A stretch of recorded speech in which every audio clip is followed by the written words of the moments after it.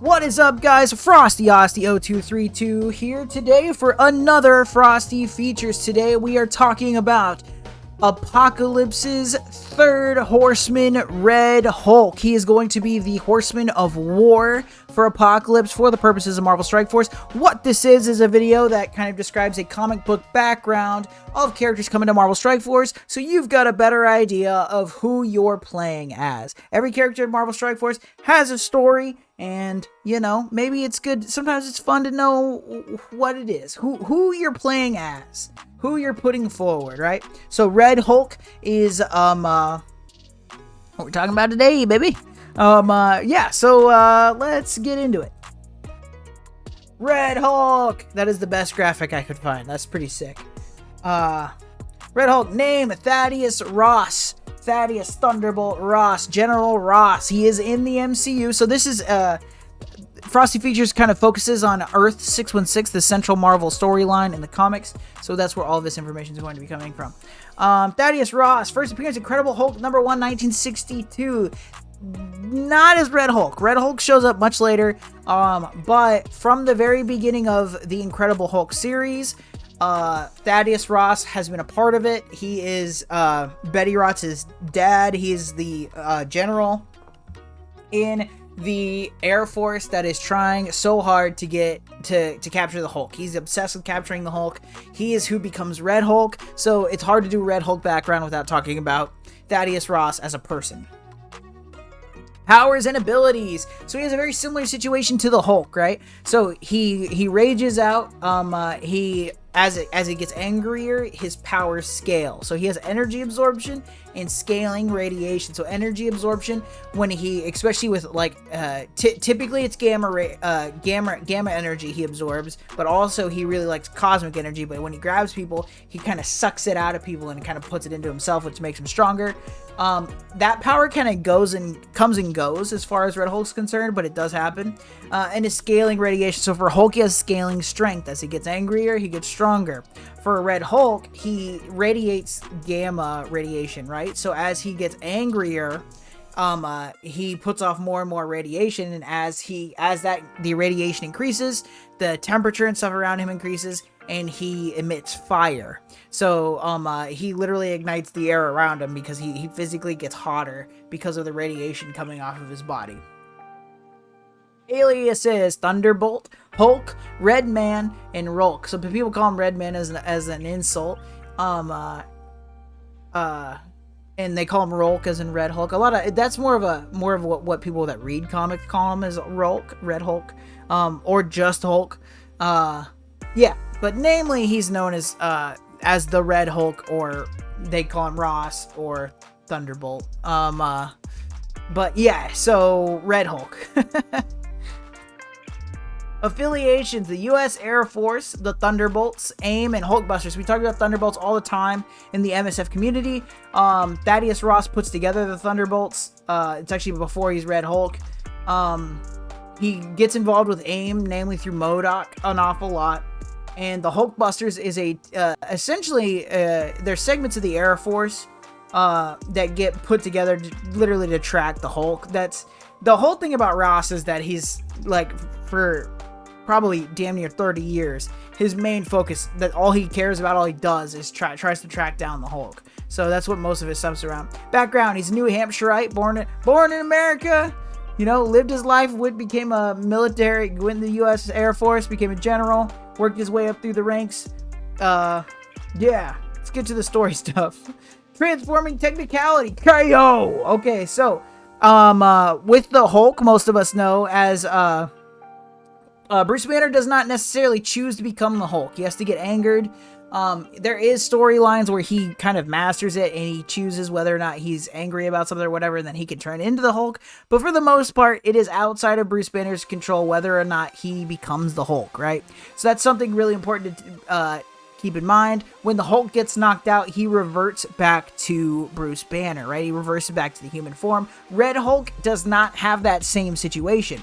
Red Hulk can change at will. So General Ross picks when he wants to become the Red Hulk. When the Red Hulk is knocked unconscious, he does not turn back into Ross. He stays the Red Hulk because it's a conscious decision to change. This is very important because for a very long time, none of the characters in Marvel, none of them knew who Red Hulk was. There was actually a body double for General Ross, so you could have General Ross and the Red Hulk in the room at the same time, but all to figure out that it was, in fact, that, because even if he was defeated and unconscious, he'd stay Red Hulk, right? And there's also a long period of time where Red Hulk couldn't change back to Ross because, you know, people gain and lose powers and they change or whatever. So he's permanently Red Hulk for a lot of the comics. World War Hulk, the beginning. So, in the Planet Hulk series, the Avengers, the Illuminati, it's the Illuminati. They're like, wow, the Hulk is, Betty Ross dies, essentially. All this is one of the most important things to remember. In the comics and even in the movies a bit, Betty Ross, which is Thaddeus Ross's Red Hulk's daughter, right? She's the key to everything. She dies, right? So Abomination kills her. And so she's dead. Ross, Red Hulk, he's not Red Hulk yet, but Ross, General Ross, he goes into a massive depression. He's drinking, he's like losing his command, he's fucking shit up, because his daughter is dead, and everyone's freaking out about the Hulk, everyone's afraid of him, and the Illuminati are like, yo, this dude is too threatening, we need to send him away. So that's Planet Hulk. They trick him onto a spaceship, and they send him away, right? Thaddeus Ross he's approached by the Leader, which is a Hulk villain. He's the Hulk villain in Incredible Hulk. He's a post-credit scene. Spoiler alert, if you didn't watch that movie from 2008, you should probably go back and watch it. It actually is part of the MCU canon, even though it's not Mark Ruffalo. But the Leader is at the end. He's the guy, he's a shorter gamma monster, and he's got the long head. He shows up, he's a post-credit scene. The Leader and M.O.D.O.K, who M.O.D.O.K has recently been confirmed for Ant-Man Quantumania. They approach him and they're like, yo, we have heard that the Hulk is coming back and he's going to take revenge on every single person that sent him to Planet Hulk. Send him to Sakaar, to send him away, to Scar, to send him away. We want to power you up. We want to put it in motion where you help us and we'll help you, and we're going to try to take out the Hulk, right? So what they end up doing is, this is kind of how World War Hulk kicks off. When Hulk gets back, they're able to they use a bunch of energy, like an energy absorption situation, and they knock out Bruce Banner and they kind of kidnap him, and then they use that energy absorption thing or whatever, and they transfer energy from Bruce Banner into Ross, which mutates him or whatever and creates Red Hulk. So Red Hulk is actually a spawn of that. So he's their weapon essentially in World War Hulk to come out and fight the Hulk, which kind of works out because Ross, being the guy he is, not only does he hate the Hulk and he hates Bruce Banner, he blames everything on the Hulk, obviously, because, you know, why wouldn't it be the Hulk's fault? One thing I do like about the Red Hulk, when he first comes around, he kind of first appears, the first thing he starts doing is going around and he starts killing Hulk villains. So, because he's sort of an anti-hero, right? Like, Thaddeus Ross is a dick, right? And he's been a dick for a long time. But he does a lot of bad things per orders of the government or being manipulated by somebody else because, you know, the government's infallible and whatever. So that's how he kind of does his bad things, but his intentions are always good. So first thing he does is he goes out and he tracks down Wendigo and kills him. And then he goes and tracks down Abomination because he killed his daughter and kills Abomination. And then he's fighting the Hulk, which he is able to take out the Hulk. He doesn't kill him, but he beats him, and then there's a lot of, you know, figuring it out, and then Hulk comes back and defeats him because Hulk's the hero. But anyway, yeah, so a lot of cool stuff kind of there on the front end as far as the Red Hulk is concerned. yeah, so relationships. Betty Ross is his daughter. She dies. She comes back. She ends up being Red She-Hulk at a point. She's a very big character. Bruce Banner is his son-in-law, so Betty Ross and Bruce Banner do get married at a point. And then Daydream, their granddaughter. So that's a whole thing, but it is not Bruce Banner's daughter. It is Betty Ross's daughter, who gets taken advantage of by Nightmare in a dream. Which is how they have Daydream. But anyway, yeah, so that's his granddaughter, technically. Notable events. Death of the Thunderbolt. Alright, so, oh, goodness. There's a lot here. So, when Red Hulk comes around, they don't want it. M.O.D.O.K. It's M.O.D.O.K., Doc Samson. So when I kind of talked about it earlier with Planet or World War Hulk, it's M.O.D.O.K, the leader, and then Doc Samson. They all come together. Doc Samson is another superhero, gamma radiation hero. He's a good guy, but it's them three that sort of make the Red Hulk. And then as it moves forward, they make this team called the Intelligentsia, and it is them kind of trying to push back against Hulk's return. So what they do is they make an LMD Thaddeus Ross, which is the life model decoy. So that's so that they can do the body double. And they stage Ross's death at one point, where he comes and he attacks. He's wearing essentially like an Iron Man suit called the Redeemer, and he's going to fight the Red Hulk and try to put him down. And it's staged that Red Hulk kills Thaddeus Ross. People think he's dead for a very long time, and it's all in an effort to conceal Ross's true identity as being the Red Hulk. After he ends up fighting the Red She-Hulk, and it's Betty Ross, and she's come back to life or whatever, that's when he finally like depowers in front of people, and people finally realize it's Ross. But it was a really big event in the comics. There's comic book covers of all sorts of be like, who was the Red Hulk and stuff like that, and it really dives into it. But yeah, so they stage his death in front of a lot of people just to make it seem like it's not him. So that's pretty important to note. And also, just for the MCU, William Hurt is the Red Hulk, and he recently passed, so I don't know if we'll be seeing Red Hulk in the MCU anytime soon. But there's a lot of different ways they could bring it. The way they did the Red She-Hulk thing, it could be a different person. Just kind of throwing it out there. Also, so another big thing, notable event, is a Circle of Four. This is just a really cool one. So this is a situation where Mephisto's son Blackheart is like trying to take over the world or whatever, and so what happens is Blackheart makes this team called the Antithesis, and it's essentially like the reverse version of these heroes that go to fight it. So the heroes are Venom, X-23, and it's Venom and X-23, and then of course Red Hulk, and they all get killed essentially by this Antithesis. They don't really team up to go fight, but they go fight. They try to intervene on Blackheart. They all get killed and they go to hell, right? Because none of them are exactly good people. But they go to hell, and then Mephisto's like, "Hey, I'm gonna give you another shot. Here's the Spirit of Vengeance, Ghost Rider." They're like, "What your goal is I'm gonna send all of you back, and I need you to get the Spirit of Vengeance to Johnny Blaze." And so Venom, Red Hulk, X-23 all come back to life, and they've got the Spirit of Vengeance with them, and their whole goal is to get to Ghost Rider, and then the four of them, the Circle of Four, are to go and take out Blackheart.